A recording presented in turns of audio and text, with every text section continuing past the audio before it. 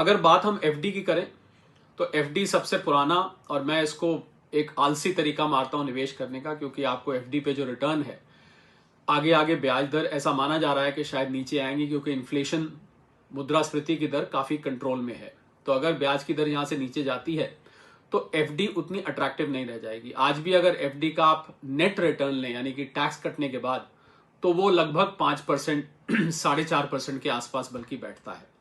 इसको देखते हुए एफडी बहुत ज्यादा अट्रैक्टिव निवेश नहीं रह जाती है।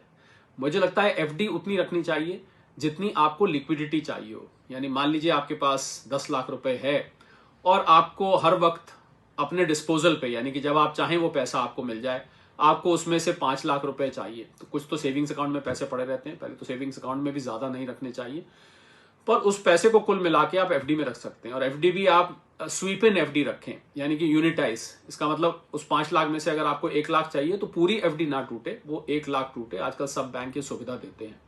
तो अपनी लिक्विडिटी रिटायरमेंट रिक्वायरमेंट्स के हिसाब से आपको एफडी रखनी चाहिए, ना कि निवेश के हिसाब से, क्योंकि मैं 4.5-5% को नेट ऑफ टैक्स को एक अच्छा रिटर्न नहीं मानता हूं। और जो लोग ये सोचते हैं कि एफडी पूरी तरह से सेफ है, मैं उनको बता दूं कि डीआईसी-जीसी का जो इंश्योरेंस होता है बैंक के डिपॉजिट्स पे, वो केवल 5 लाख तक का होता है। हालांकि आज तक कोई बैंक डूबा नहीं है रिसेंट हिस्ट्री में, पर अगर कभी डूबने की नौबत आती है तो 5 लाख से ज्यादा आपको नहीं मिलता है। तो एफडी को हम 100% सुरक्षित नहीं मान सकते। कुल मिला के एफडी को आपको अपनी सिर्फ लिक्विडिटी रिक्वायरमेंट के हिसाब से रखना चाहिए, ना कि एक निवेश के तौर पे। निवेश के लिए जो बाकी विकल्प होते हैं, सोने की अभी मैंने जिक्र किया, सोने को एक बहुत अच्छा निवेश माना जा रहा है, उसमें आप रख सकते हैं। इसके अलावा म्यूचुअल फंड्स हैं, इसके अलावा और भी निवेश के स्टॉक मार्केट्स हैं, वो संसाधन है जिनकी अभी इस शो में बात नहीं करी जा रही है।